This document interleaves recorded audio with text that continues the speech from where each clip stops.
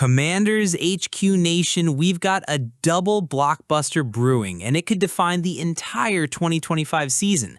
Before we dive into the Terry McLaurin contract standoff and a jaw-dropping TJ Watt trade scenario, be sure to like this video, subscribe, and hit the notification bell so you never miss a story shaking up Ashburn. It's the only storm cloud on an otherwise perfect offseason in Washington. While the Commanders revamped their offensive line, added Deebo Samuel, and locked in elite veterans like Bobby Wagner, one piece remains unresolved: Terry McLaurin's contract extension. According to ESPN's Adam Schefter on the Pat McAfee Show, there's been no movement between the team and its WR1. The issue? A fundamental gap in value. Terry McLaurin is going to argue his numbers are comparable to guys like Jamar Chase, T. Higgins, and DK Metcalf, who are commanding over $30 million annually, Schefter said. The Commanders are countering with comps like Mike Evans at $24 million. That's a $6 to $8 million gap, a chasm in NFL contract terms. Let's break it down. 2024 stats: 82 receptions, 1,096 yards, and 13 TDs. Back-to-back Pro Bowls, first-team locker room leader. He played through instability at QB for years and produced regardless. If you're Terry McLaurin, you don't just want market value, you want to be recognized as the heart and soul of a franchise finally turning the corner. But here's the wrinkle. McLaurin turns 30 in September, and while that isn't old by WR standards, the Commanders clearly have some trepidation about committing $90 million plus on another long-term extension, especially when they just added Deebo Samuel and drafted Luke McCaffrey. Still, walking away from your WR1 during a Super Bowl window, that's not a winning strategy either. McLaurin skipped mandatory minicamp in June, signaling frustration. And if a deal isn't done by training camp, July 22nd, a holdout becomes very real. But per Schefter, I cannot envision the Commanders moving on from McLaurin no matter how disgruntled he may be. Translation: he's not going anywhere, at least not this year. The Commanders view McLaurin as part of their identity. They've spent years rebuilding the culture. Letting him walk now would send the wrong message to the locker room, the fans, and Jaden Daniels. While the front office continues to wrestle with McLaurin's deal, a seismic trade rumor is gaining steam. USA Today's Serena Burks reports the Commanders are the ideal fit for Steelers edge rusher TJ Watt should Pittsburgh explore trade options for the six-time All-Pro. Let's be clear. Watt had 11.5 sacks last season, has 108 career sacks, and only 15 away from entering the NFL's top 20 all-time. He would cost $40 million plus per year, but would immediately become the most feared defender in Ashburn since San Taylor. Let's not sugarcoat it. Washington needs an elite edge rusher. Despite signing Javon Kinlaw and Dietrich Wise, the team has no proven pass rusher off the edge after letting Montez Sweat and Jaden Young walk. Even Barstool's PFT commenter, a known Commanders superfan, said on Pardon My Take, "I'm confused. That's a position we really need, and there's nobody there right now." A TJ Watt trade would instantly solve the pass rush, elevate Joe Witt Jr.'s defense, pair Watt with Bobby Wagner and Darren Payne in a frightening front seven, and send a clear message we're going all in for the Super Bowl. Watt is entering the final year of his $112 million contract. He turns 31 in October.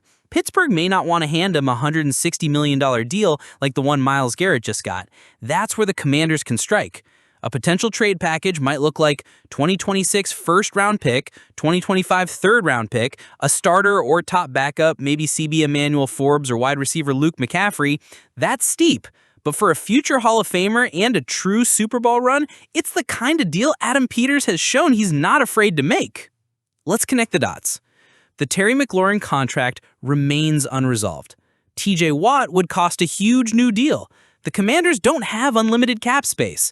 Could a blockbuster move for Watt impact McLaurin's chances of staying long-term? It's a tough question. If Washington truly believes they're in win-now mode, as their offseason moves suggest, maybe they prioritize immediate impact over long-term receiver stability, especially with Deebo and McCaffrey in-house. But if Jaden Daniels is your future, don't you want to keep his most trusted weapon happy? Let's call this what it is, a straight-up cheap shot. Washington Commanders wide receiver Deebo Samuel, a Pro Bowl caliber playmaker and one of the smartest pickups of the offseason, is already under fire, and the season hasn't even started yet. In the matter of days, two former Philadelphia Eagles stars, Brandon Graham and Terrell Owens, fired shots at Deebo's conditioning and questioned his ability to contribute meaningfully in 2025. And you know what? They may have just made a huge mistake. Let's start with Brandon Graham, a known trash talker and veteran of the NFC East wars. It's going to be between us, Eagles and Commanders. I wouldn't worry about him. He got to be in shape first. He don't look like he's in shape right now.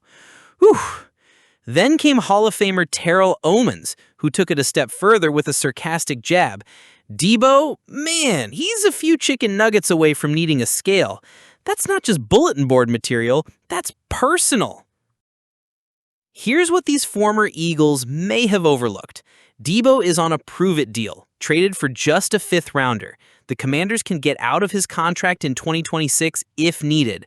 And, most importantly, the team loves what they're seeing. Head coach Dan Quinn recently praised his conditioning and surprising speed during minicamp.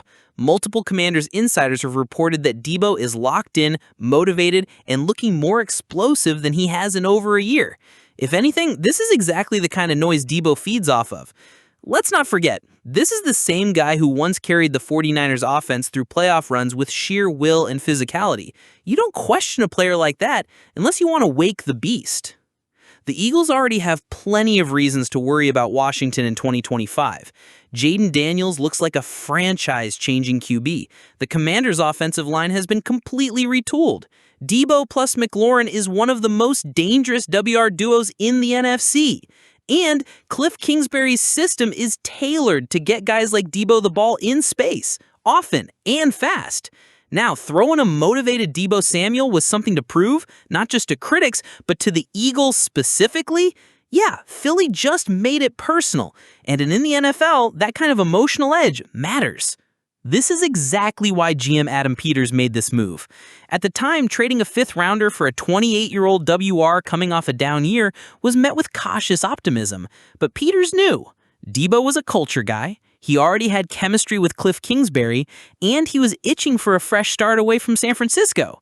The Commanders didn't extend him immediately either, so Deebo's entering the season with a chip on his shoulder, an open lane for a second payday, a QB who can extend plays and let him work, and now what rivals slander that just added jet fuel to his motivation. That's the recipe for a comeback campaign. Let's be real. If Washington is going to win the NFC East, make it back to the NFC Championship game, and compete for a Super Bowl, it'll be because guys like Deebo Samuel show up big when it matters most. The plan in 2025 isn't for him to carry the load like he did in San Francisco. It's about being the spark in a layered offense.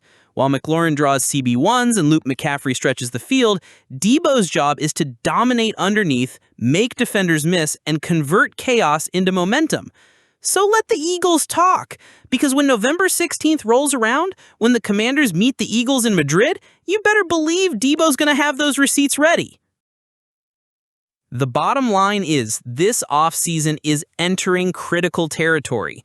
Resolve the McLaurin deal before camp to avoid drama, explore the Watt trade but don't mortgage the locker room unity to do it, and support Jaden Daniels with both a high-octane offense and a pass-rushing defense that keeps him out of weekly shootouts. Adam Peters has done a masterful job so far. But what happens next could make or break this championship window. Should the Commanders give McLaurin $30 million per year or stand firm? Would you trade for TJ Watt knowing he'll cost big picks and a massive extension? And what should Adam Peters prioritize? Locker room loyalty or elite talent infusion? Drop your thoughts in the comments below. And don't forget to like this video, subscribe to Commanders HQ, and hit the bell so you never miss breaking news from Ashburn. Until next time, hail to the Commanders, and may the front office stay fearless.